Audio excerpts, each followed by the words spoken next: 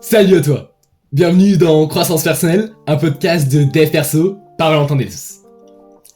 La créatine, c'est le second complément alimentaire le plus vendu sur Terre, après la whey protein, mais avant tout, le plus étudié scientifiquement sur le marché. Le problème avec ce superbe supplément, c'est qu'on entend souvent tout et son contraire quand on en parle. Donc aujourd'hui, je vais te partager mon avis sur la créatine en tant que consommateur quotidien depuis plus d'un an, pratiquant de musculation et de force athlétique de 16 ans, mais aussi on va étudier ensemble à quoi ça sert à la créatine, les potentiels dangers de ce produit, et surtout en quoi ça peut être très utile pour toi, ou au contraire, pas du tout. On va aborder tout ça dans un contexte plutôt objectif, un contexte de sport, de musculation, de force athlétique, peut-être aussi d'escalade, tous les sports qui demandent un minimum d'intensité, peut-être aussi le rugby, et aussi on va parler uniquement de créatine monohydrate. Il existe différents types de créatine, mais la créatine monohydrate c'est premièrement la moins chère, deuxièmement la plus efficace, troisièmement la plus étudiée, quatrièmement celle que tout le monde achète, les autres créatines, on va pas se cacher, c'est un peu de la merde, bref. Donc installe-toi bien confortablement ou continue ce que tu fais si t'es en train de faire quelque chose d'important. Et sur ce, moi je te souhaite une superbe écoute. Chapitre 1, c'est quoi la créatine ? La créatine, c'est une molécule qu'on retrouve naturellement dans notre corps, principalement dans les muscles. La créatine, elle est fabriquée par notre foie, nos reins et même notre pancréas. Déjà, pour ce podcast, on va mettre les points sur les i, c'était pas un très gros connaisseur de compléments alimentaires ou quoi que ce soit. La créatine, ce n'est pas un produit dopant, ce n'est pas du dopage. Il y a une grosse différence entre un complément alimentaire, quelque chose qui est légalisé, quelque chose qui normalement n'est pas dangereux pour toi, et des substances qu'on qualifie de drogue qui sont du coup illégales, genre testo, trenbolone, etc. qui là par contre sont dangereuses, peuvent te tuer, etc. Donc la créatine c'est pas du dopage, mets-toi ça en tête, c'est pas du tout la même chose. Cette créa, on en consomme déjà inconsciemment via l'alimentation, surtout lorsqu'on mange en fait de la viande rouge et du poisson. C'est les aliments avec le plus de créatine, mais ça reste quand même à très très faible échelle, parce que pour te donner un petit ordre d'idée, pour consommer 5 grammes de créatine via ton alimentation, il faudrait que tu manges environ 1 kg et 100 grammes de viande rouge, ce qui est un peu impossible.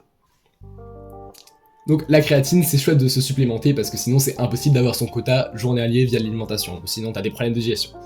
Ok, mais du coup concrètement, ça sert à quoi ce complément alimentaire qu'on appelle la créatine ? Ça sert à quoi ? Ce supplément, il va principalement servir à fournir de l'énergie rapidement lors d'efforts courts et intenses.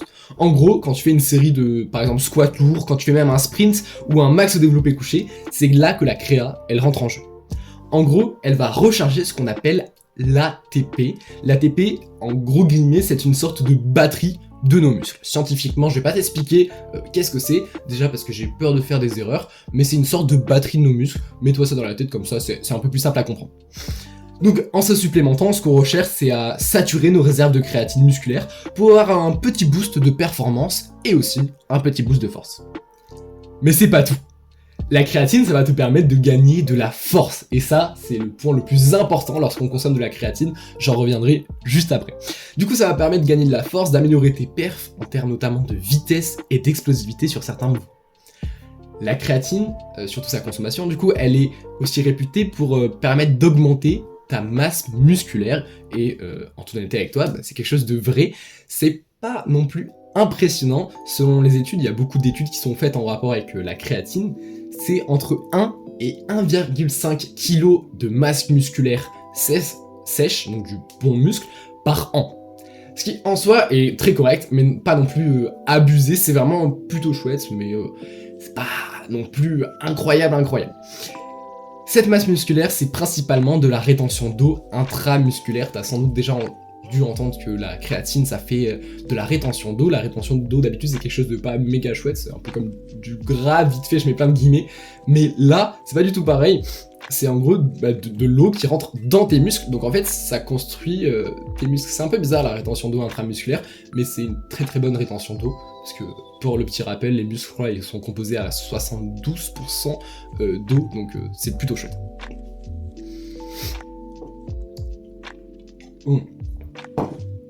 Mais encore une fois, c'est pas tout, hein. La créatine, ça permet à tes muscles de récupérer un peu plus vite, donc ça a un rôle dans la récupération, et on va pas se le cacher, c'est assez pratique.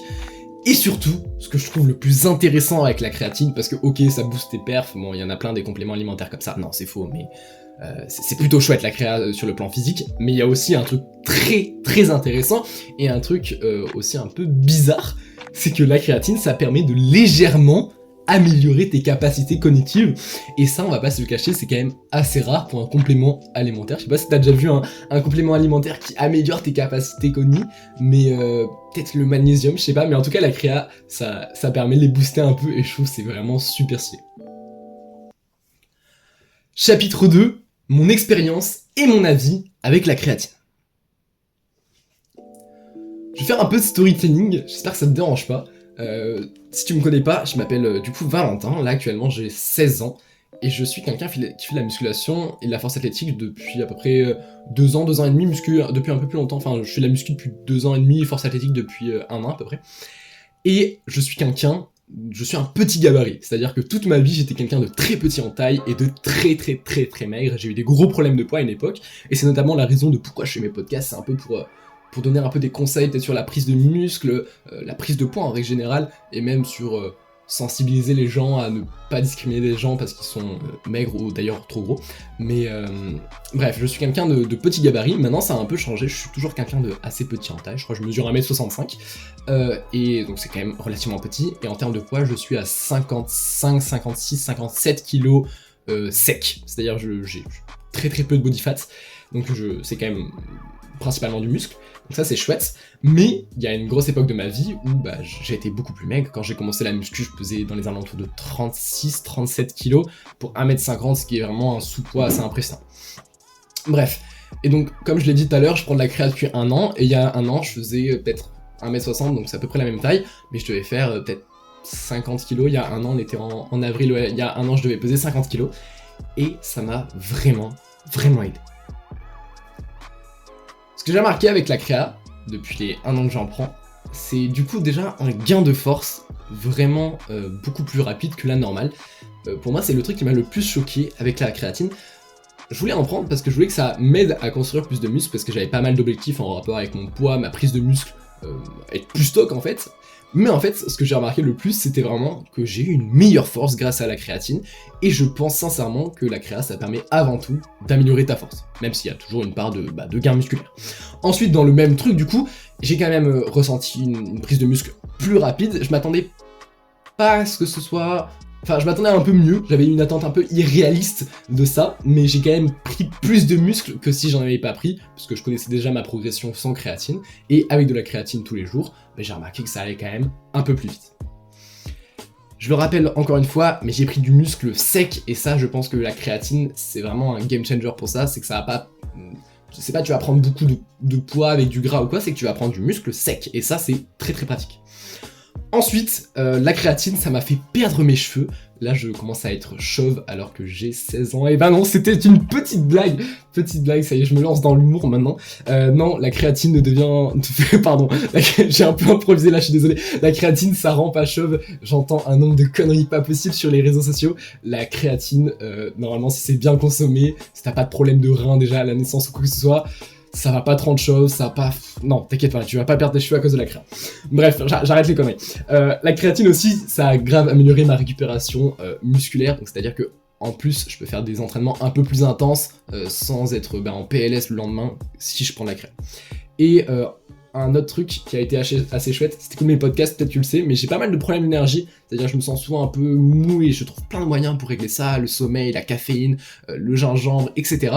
Mais la créa, j'ai remarqué que ça améliore mon énergie physique, pas spécialement mon énergie mentale, mais mon énergie physique. Et ça, c'est très chouette.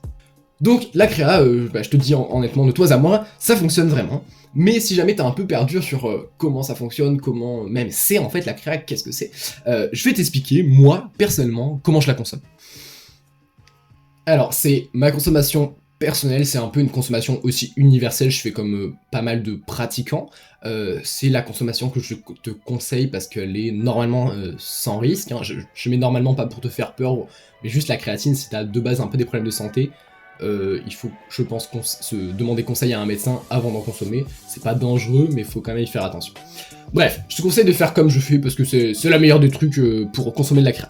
Perso, je prends entre 3 et 5 grammes de créatine par jour, et tous les jours, même les jours où je m'entraîne pas. La créatine, c'est une sorte de poudre blanche, d'ailleurs ça fait un peu bizarre dit comme ça, mais c'est une sorte de poudre blanche que tu vas mettre dans un verre, et en gros elle va se diluer, et ensuite tu vas boire ce verre. Normalement c'est genre, c'est à peu près 1 gramme pour 70 millilitres, donc en gros, fais pas des calculs hyper relous, mais c'est, tu prends 5 grammes, tu prends un grand verre d'eau, tu mélanges et tu bois tout d'un coup. Et voilà.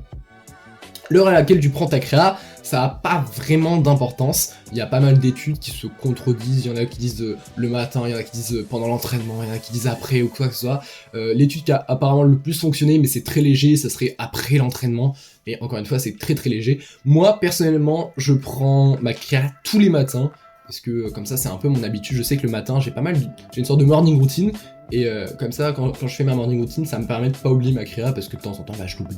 Et du coup, je prends ma créa tous les matins, comme ça, j'oublie pas. Et je te conseille de faire à une heure où tu sais que t'oublies pas. S'il faut, tu prends un goûter tous les jours, bah, tu prends ta créa pour le goûter ou quoi que ce soit. Bref. Ce que je voulais te dire aussi, c'est que la créatine, j'ai dit beaucoup créa, je vais dire créatine, je vais un peu changer parce que sinon ça va devenir assez redondant. La créatine, elle va te demander, entre guillemets, pas mal d'eau à ton corps. Parce que comme je te l'ai dit tout à l'heure, la créatine, ça va te faire un peu créer pas mal de rétention d'eau intramusculaire. Et donc, si ça te demande de l'eau, ça veut dire qu'il va falloir que tu boives un peu plus.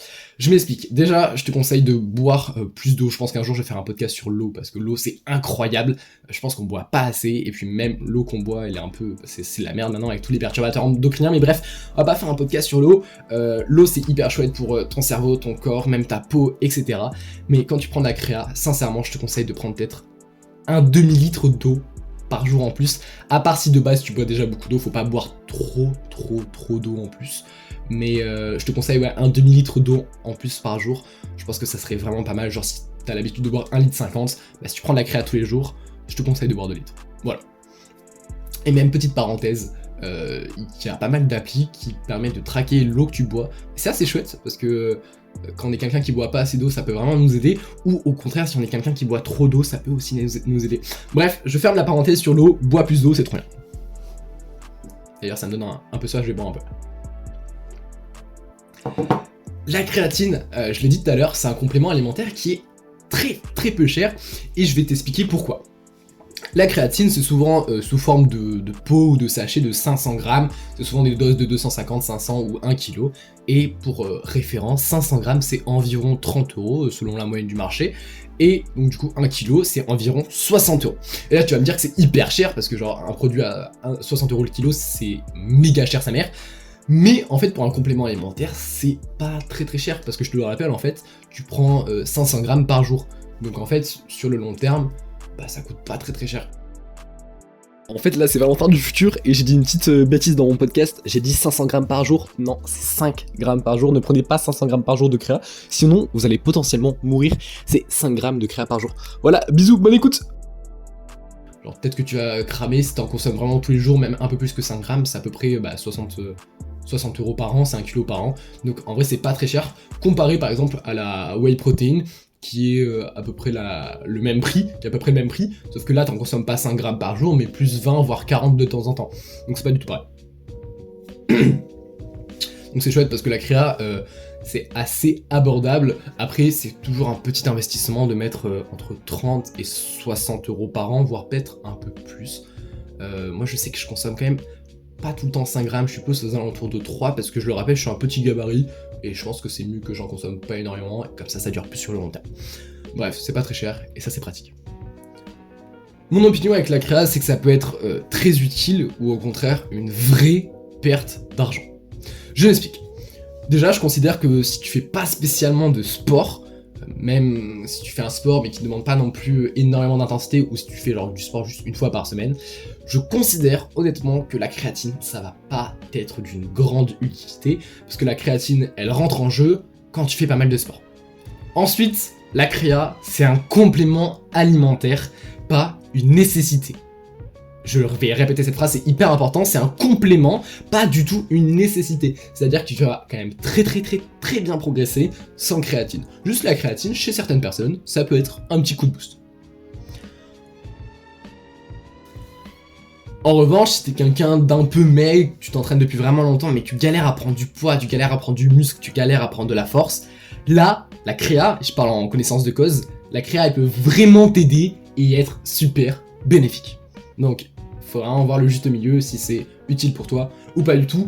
Mais si c'est le contraire, que tu construis du muscle assez rapidement, que t'es un grand gaillard ou une grande gaillard, que tu progresses bien, etc., bah là, la créa, ça sera moins utile que si t'es quelqu'un qui galère vraiment à apprendre. Ça sera toujours utile, mais quand même beaucoup moins.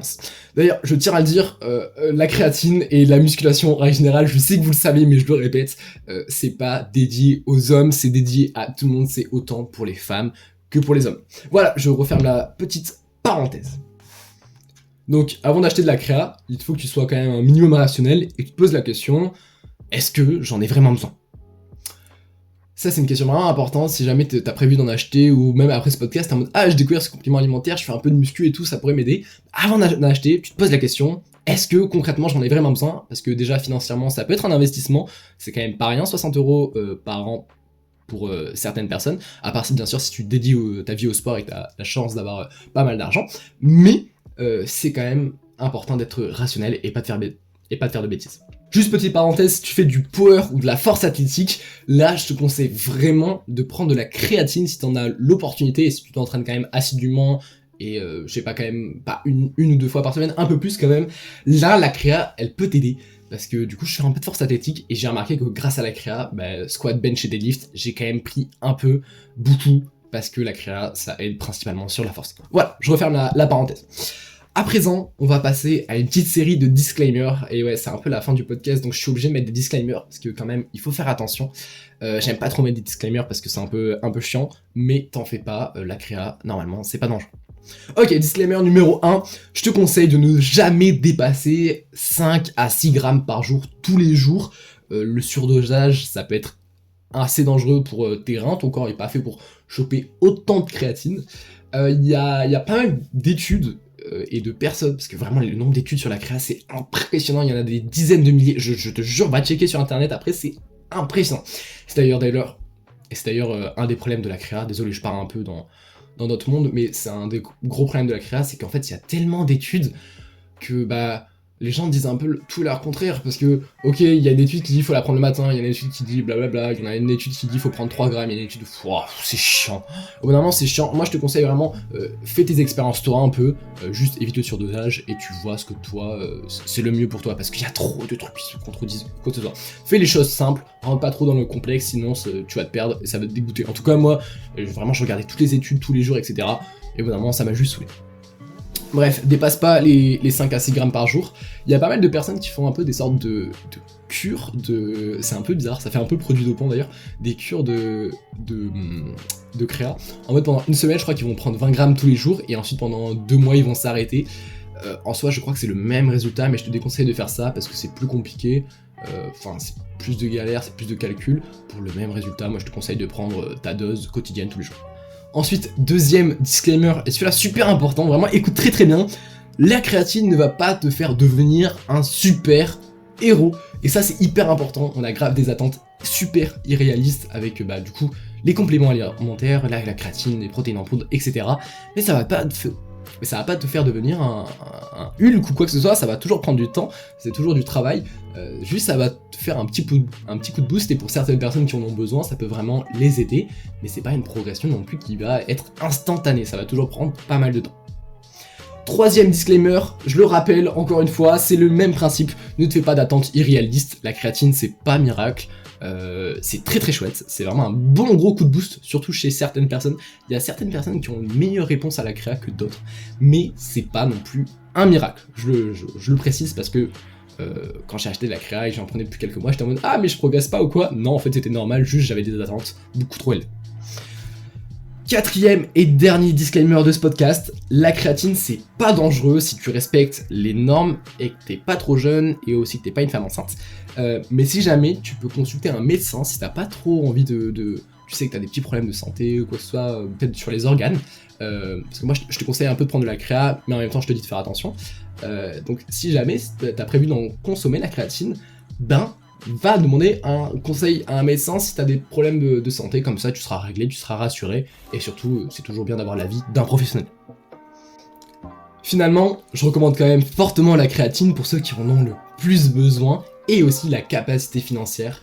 Je le répète une dernière fois, mais si t'es quelqu'un d'assez maigre qui galère à prendre du poids, comme je l'étais avant et comme je le suis d'ailleurs toujours un peu, mais je te conseille vraiment la créa, ça peut vraiment t'aider si t'en as la capacité financière.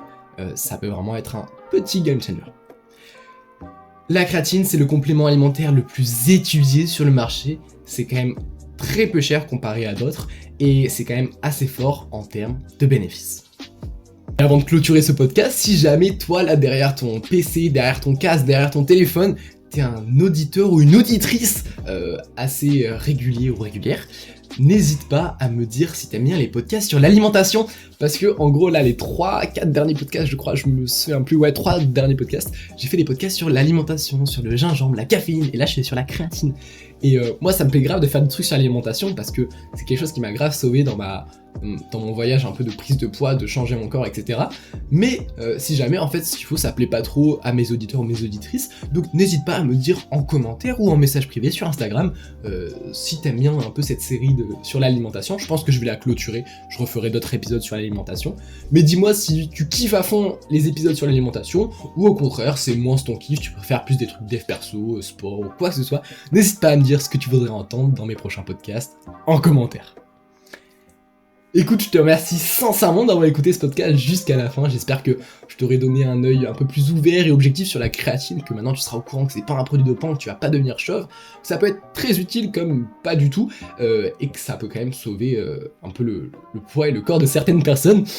Si jamais du coup ça t'a plu, n'hésite pas à mettre un commentaire pour dire que ça t'a plu ou me proposer d'autres idées, me dire ce que t'as aimé dans le podcast ou au contraire pas trop. N'hésite pas à mettre un like, à mettre l'épisode en favori, à t'abonner à ma chaîne de podcast, c'est trop bien. En plus j'ai remarqué que j'avais perdu un peu des abonnés ces derniers temps, j'avais un peu le seum, mais bon c'est pas grave, ça fait partie du processus. Mais n'hésite pas à t'abonner, je sais qu'un jour j'arriverai à 1000 abonnés sur Spotify, c'est un gros objectif pour moi, mais c'est un objectif que je peux avoir que grâce à toi, donc si t'es pas déjà abonné, n'hésite pas. Ensuite, tu peux partager cet épisode à tes amis. Si tu connais un ami qui fait de la muscu, qui prend de la créatine ou qui voudrait en prendre, partage-lui, comme ça pourra vachement l'aider. Écoute, moi je te dis à la prochaine dans mes podcasts. Ciao!